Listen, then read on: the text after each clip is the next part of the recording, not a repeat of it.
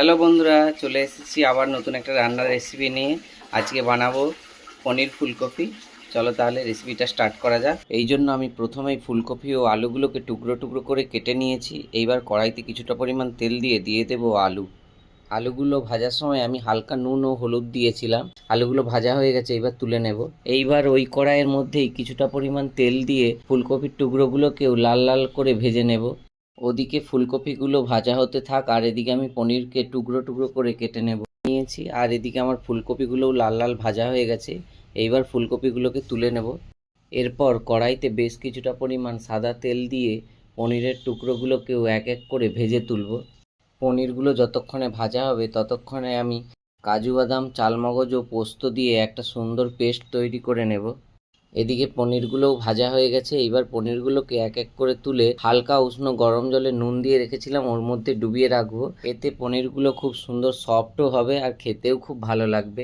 এরপরে আবারও কড়াইতে কিছুটা পরিমাণ সাদা তেল দিয়ে ওর মধ্যে দিয়ে দেবো গোটা গরম মশলা, কাঁচা লঙ্কা, দিয়ে দেবো আদা বাটা। আদা ভাজা হয়ে গেলে দিয়ে দেবো টমেটো কুচি। সবগুলোকে খুব ভালো করে ভেজে নিয়েছি আর মশলা থেকে তেলও ছেড়ে দিয়েছে। এবার ওর মধ্যে দিয়ে দেবো বেটে রাখা সেই মশলাটা। এইবার সব কিছুকে খুব ভালোভাবে মিশিয়ে নিয়ে আরও কিছুক্ষণ ভালোভাবে ভেজে নেব। মশলাটাকে খুব ভালোভাবে কষিয়ে নিয়েছি আর মশলা থেকে তেলও ছেড়ে দিয়েছে। এইবার দিয়ে দেবো পরিমাণ মতো হলুদ। কিছুটা পরিমাণ জল দিয়ে আবারও কিছুক্ষণ ভালোভাবে কষিয়ে নেব। মশলাটা খুব ভালোভাবে কষানো হয়ে গেছে। এইবার দিয়ে দেবো ভেজে রাখা আলু ও ফুলকপিগুলো। ফুলকপি ও আলুগুলো দিয়ে আমি আরও কিছুক্ষণ কষিয়ে নিয়েছি।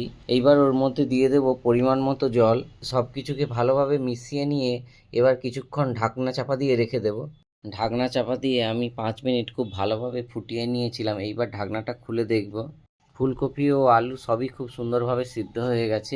এইবার দিয়ে দেব ভেজে রাখা পনিরগুলো। সবগুলিকে খুব ভালোভাবে নেড়ে চেড়ে আবারও মিশিয়ে নেব। নামানোর আগে কিছুটা ধনেপাতা কুচি দিয়ে দেব সামান্য পরিমাণে ঘি। এইবার সব কিছুকে খুব ভালোভাবে মিশিয়ে নেব।